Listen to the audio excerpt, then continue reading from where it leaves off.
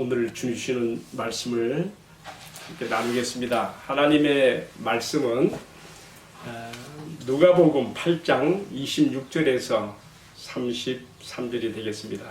26절 그들이 갈릴리 맞은편 거라사인의 땅에 이르러 예수께서 육지에 내리심에 그 도시 사람으로서 귀신 들린 자 하나가 예수를 만나니 그 사람은 오래 옷을 입지 아니하며 집에 거하지도 아니하고 무덤 사이에 거하는 자라.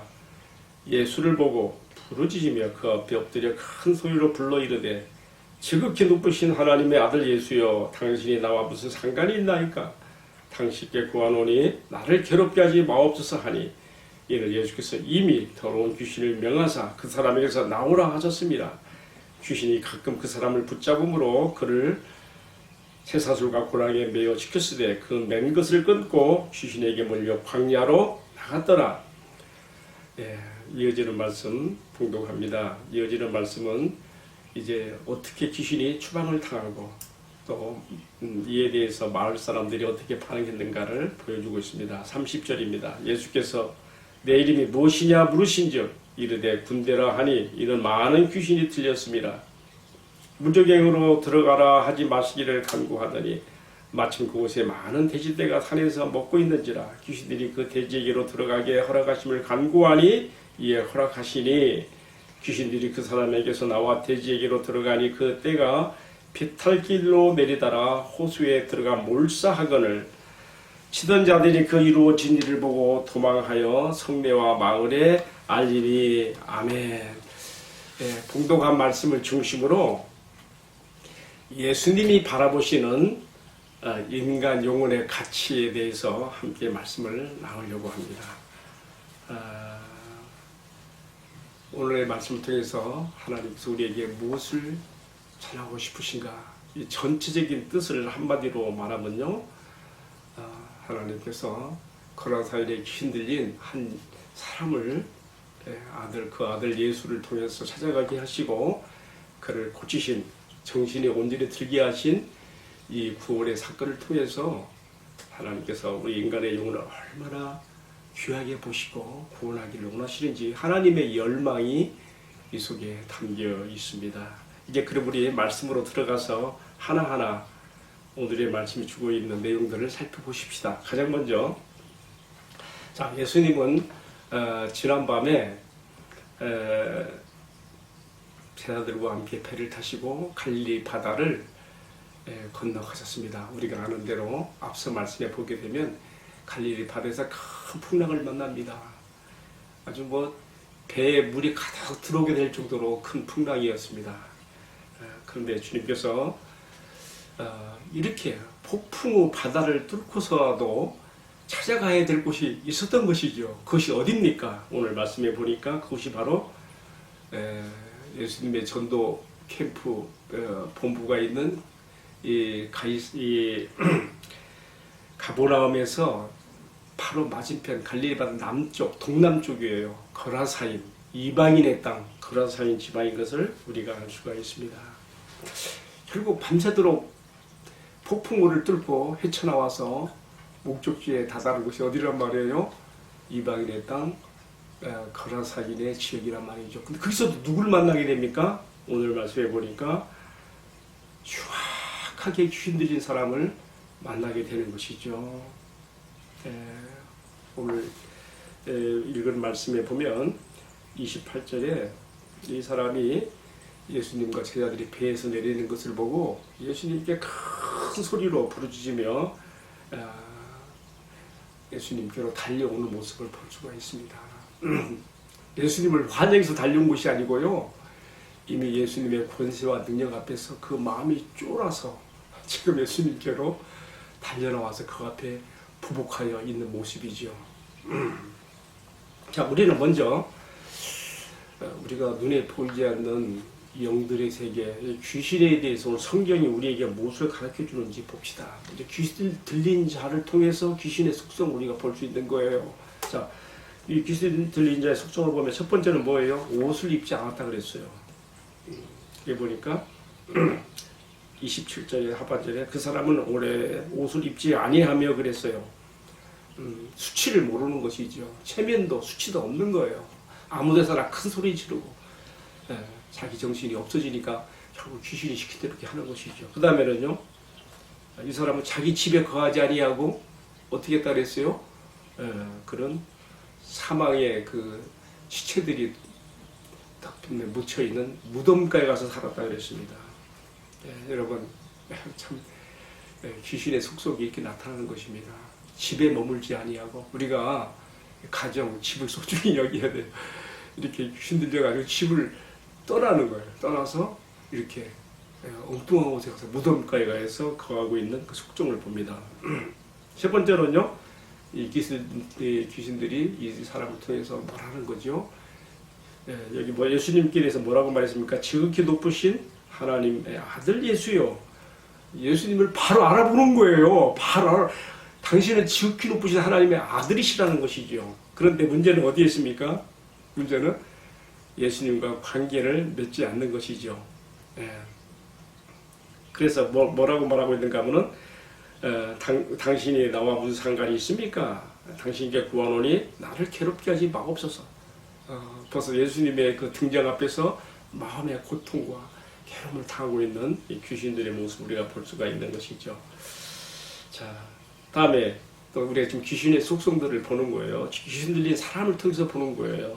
또 이 사람은 어떻게 됐습니까? 우리가 29절에 보게 되면 그 사람이 사람들에게 이처럼 막 해를 끼치고 피해를 주니까 사람들이 그 사람을 그 쇠사슬로 그렇게 결박했다 그랬습니다. 그래서 그를 쇠사슬과 고랑에 메었는데 그 사람이 얼마나 그 귀신들의 그 초인적인 능력이 발휘돼 괴력을 발휘해 갖고 그 쇠사슬까지도 다 막 끊어버리는 거예요. 그래서 어떻게 됐습니까? 그리고서 그 사람을 광야로 내몰았다 그랬습니다. 여러분 참 우리가 귀신 들린 사람을 통해서 지금 성경은 우리에게 귀신의 속성을 보여주고 있습니다. 광야로 내몰았다 그래. 광야로. 여러분 귀신들은 광야를 좋아하는 거예요. 예수님의 말씀 가운데 이런 말씀이 있어요. 어떤 사람에게서 귀신이 나갔을 때에 물 없는 곳으로 다니며 쉬기를 구하되 쉴 곳을 얻지 못한지요 그랬어요. 이 귀신들이 나가서 물 없는 곳을 다녔다. 이게 무슨 말입니까? 물 없는 곳을 다녔다는 거. 그 광야거든요. 황량한 곳. 여러분 우리 마음이 하나님의 은혜로 물된 등산같이 되어 있어야 항상 우리가 건강한 마음과 신앙과 삶을 유지할 수가 있습니다. 황폐하고 메마른 곳이 되면 귀신이 좋아하는 마음이 될 수가 있어요. 이러는 것에서 간접적인 우리가 교훈을 받게 되는 것이죠. 어쨌든 이 사람을 광야로 몰아갔다 그랬습니다. 근데요, 귀신들도 우리 사람들 같이 이름을 가졌어요. 어떤 이름이? 여기서 예수님께서 30절에 물었습니다. 너의 이름이 무엇이냐 하신데 그가 군대라고 해서 군대. 여러분 군대라는 것은 이 히브리 이 헬라 원전에 보면 레기온인데요. 로마의 일 군단이 6,000명이에요. 그러니까 이 한 사람 영혼 속에 어마어마한 군대 귀신이 들어가 있는 것이죠. 그런데 우리가 꼭 숫자로서 이렇게 저렇게 해석하기보다는 제가 더 생각하는 그 의미는요. 여러분 군대라는 의미가 뭘 가지고 있습니까? 어느 한 지역을 점령하면 그 정복하고 억압하고 다스린 그런 그 의미를 담고 있지 않습니까? 이 정말 하나님의 형상대로 지음받은 이 인간이 악한 귀신들에게 점령당해서 자기 정신을 인간성을 잃어버리고 악한 영에 의해서 지금 지배되고 있는 이 모습을 통하여서 지금 한 인간의 그 비참함을 우리에게 보여주고 있는 것이죠. 자, 그러면서 또 이 귀신들이 바라는 소원이 하나 있었어요. 뭐냐면은 제발 우리를 무적행으로 보내지 말아 주십시오 그랬어요. 30절에 무적행으로 들어가라 하지 말기를 간구하니. 왜 그럴까요? 여러분 무적행이라는 것은요 밑도 끝도 없는 불모 지하 감옥 지옥인 곳이죠. 사실 천상에서 우리가 아는 대로 천사장 루시퍼와 또 그를 따라서 하나님께 반역하는 천사의 무리들이 타락하여 쫓겨나게 될 때에 그들이 전부가 다 무적행에 들어간 게 아니고 일부가 지금 무적행에 들어가 있습니다. 그러나 마귀와 악한 영들이 아직도 하늘과 땅에서 하나님의 백성들, 자녀들에게 믿음을 무너뜨리려 하고 이렇게 막 그 활동을 하는 것이죠. 근데 지금 이 귀신들이요, 아직 때가 오지 않았는데, 이 때가 언제입니까? 예수님께서 모든 세상의 것들을 심판하시는 재림의 때에는 이 마귀와 악한 귀신들이 모두가 다 무저가격으로 넣어지는 것이 요한계시록의 20장 11절 이하에 이렇게 나와 있습니다. 그런데 20장 10절에 나와 있는데요, 아직 그때가 안 왔다는 것이죠. 아직 때가 되지 않았는데 우리를 무저갱에 들어가게 하지 말아 주십시오. 그러면서 뭐라 했습니까? 그 주변에서 돼지떼들이 마침 그 먹이를 먹고 있었거든요. 그러니까 우리를 돼지에게로 들어가게 해주세요 그랬어요. 그러니까 보통 구약에서 돼지는 부정하고 더러운 동물 아닙니까? 이 더러운 귀신이 자기들이 들어가기에 좋은 더러운 돼지에게로 장소로 들어갈 것을 요청하는 것이죠. 지금 이 인간, 이 사람 안에 들어있는 것을 허용치 아니하시는 주님의 추방 명령으로 그들이 나갈 수밖에 없다는 것을 인정하면서 그럼 나가야 된다면 어디로 가야 되는가? 그 돼지떼로 들어가는 것이죠. 그래서 어떻게 됐습니까? 이어지는 말씀 32절에 보니까 이 많은 돼지떼들에게 귀신들이 들어가서 33절에 보니까 이 돼지떼들이 갈릴리 바다로 향한 내리막 피탈길로 막 달려가면서 다 바다에 몰살되었다. 그렇게 나와 있습니다. 자, 여기서 우리가 하나 또 알 수 있는 것은요, 귀신들이 돼지에게 들어가는 것조차도 주님의 허락을 받아야 됐어요. 이건 뭘 말합니까? 뭘 말합니까? 함부로 귀신이 사람들에게 들어올 수 없다는 거예요. 동물인 돼지에게 들어간 것까지도 주님의 주권과 허락하심에 의해서만 가능했다면은 하물며 사람의 영혼에게 함부로 들어올 수 없는 것이죠. 보통 귀신 들린 사람들은요, 자기가 그렇게 귀신이 자기의 범접하도록 그렇게 허락하기 때문에 들어오게 되는 거예요. 여러분, 근본적으로는 주님은 허락지 않으셔요. 주님의 허락을 받아야 돼요. 그런데 귀신 들린 사람들의 경우는 자신이 허락하기 때문에 들어온 것이다. 예수님도 우리 안에 들어오실 때 우리의 허락 없이 들어오지 않으시죠. 볼지어다 내가 문 밖에서 두드리노니 누구든지 내 음성을 듣고 문을 열면 내가 그에게 들어가 그로 더불어 먹고 그 나로 더불어 먹으리라 하지 않았습니까? 그렇습니다. 주님은 너무 인격이시어서 이처럼 우리의 초청, 우리의 환영, 우리의 영접을 기대하시며 우리 안에 들어오시고 우리와 인격적인 관계를 맺으시는 것이죠. 그런데요, 악한 귀신들은 어때요? 악한 귀신들은요, 한 사람의 인격과 인권을 무시하는 거예요. 그냥 그 사람의 어떤 허점을 보이면 막 들어가는 거예요. 그러나 오늘 말씀에서 우리가 알 수 있는 것처럼 모든 것은 주님의 통치와 주권에 허락하여서 될 수밖에 없다는 것. 그러나 그 이전에 더 중요한 것, 사람의 귀신을 허락하면 안 되는 거예요. 이 점도 우리에게 교훈을 주고 있는 것이죠. 자, 이렇게 해서 약 2천마리나 되는 돼지떼들이 바다로 몰수했습니다. 여러분, 이걸 비용으로, 돈으로 환산하면 얼마나 될까요? 돼지 한 마리당 요새 얼마 하는가 모르겠는데 2천마리가 되니까 어마어마한 재산상의 손실을 봐가면서까지도 사실 이 한 인간의 영혼을 구원하신 것이죠. 여러분, 우리에게 무엇을 가르쳐 줍니까? 우리가 사람들을 볼 때에 정말 흉하게 들려서 사람이라 할 수 없는 인간성을 상실한 사람이지만은 하나님은 그 영혼을 불쌍히 여기신 거예요. 천하보다 귀한 영혼, 그 사람의 가치는 돼지 2,000마리의 그러한 계산으로도 물질적 계산으로도 따질 수 없는 소중한 가치로 보시고 구원하신 것이죠.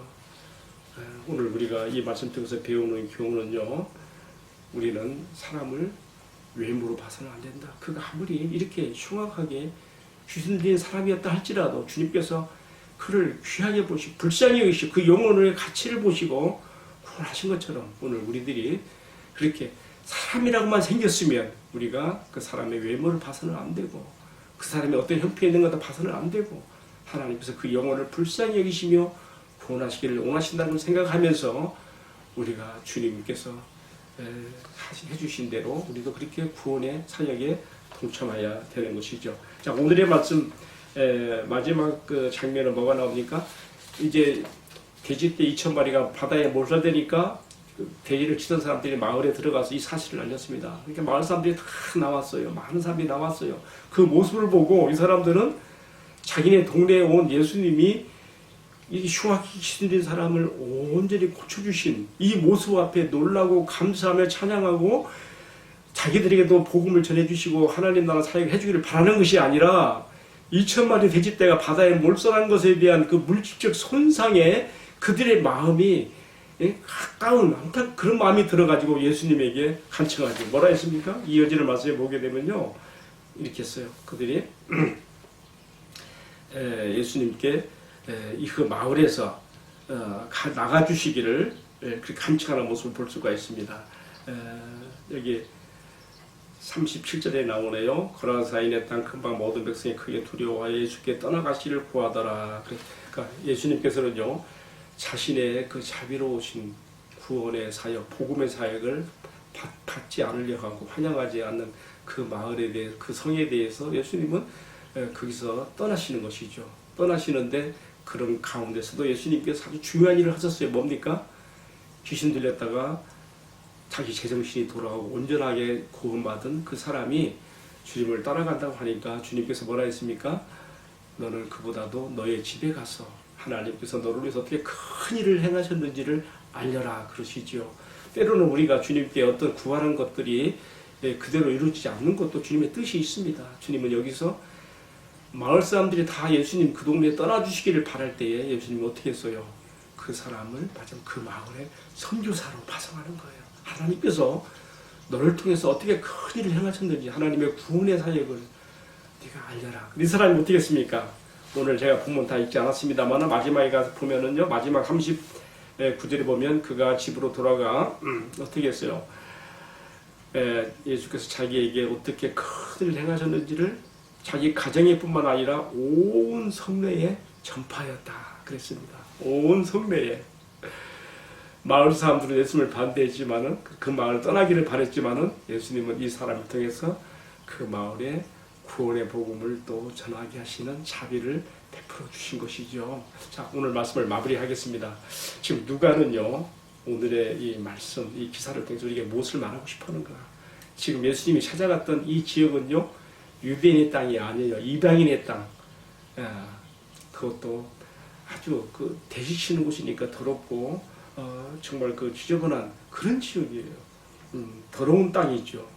거라사인의 그 땅.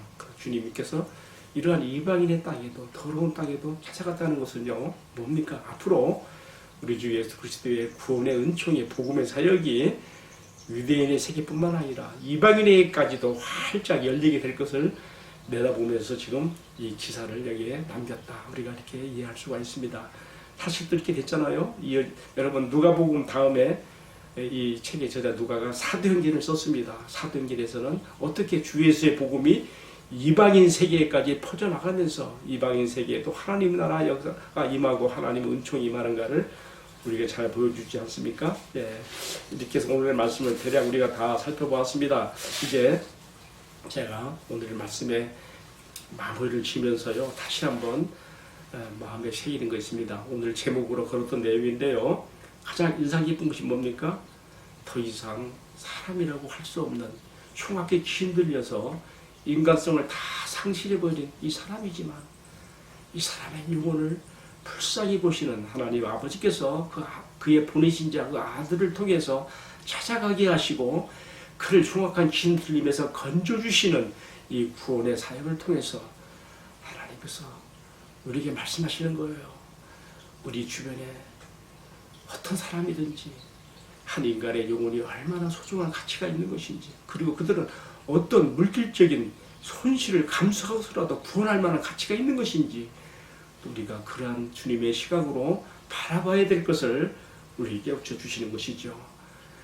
바로 이것 때문에 거라사인의 땅, 이방인의 땅, 정말 더러운 땅이지만 그것을 찾아갔던 우리 주님의 발자취를 따라서 우리도, 우리 교회가, 우리 개인들이 이러한 주님의 구원 사역에 복음을 전하는 일에 힘써서 이 복음을 듣는 사람들이 주 예수의 권세와 능력 앞에서 완전한 인간성을 회복하고 하나님의 자녀들로 영생을 얻게 되는 길에 우리가 힘써야 될 것을 주님의 이름으로 축원합니다. 함께 기도하겠습니다.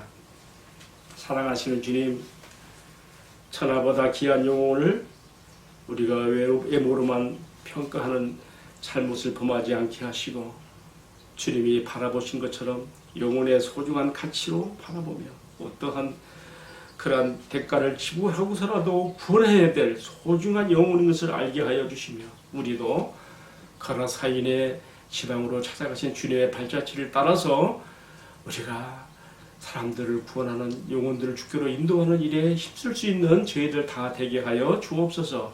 모든 말씀을 예수님의 이름으로 기도하옵나이다. 아멘.